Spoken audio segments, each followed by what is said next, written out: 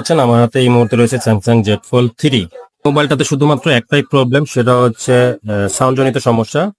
যে কল আসলে রিংটোন বাজে না বা কোনো ভিডিও দেখলে শব্দ হয় না, এই ধরনের সমস্যা, শুধুমাত্র সাউন্ড প্রবলেম। দেখেন সাউন্ড সিস্টেমটা কাজ করতেছে না।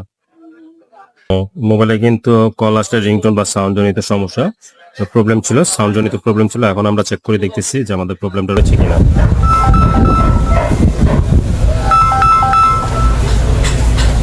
দেখতে পাচ্ছেন এখন কিন্তু সাউন্ড সিস্টেমটা কাজ করতেছে।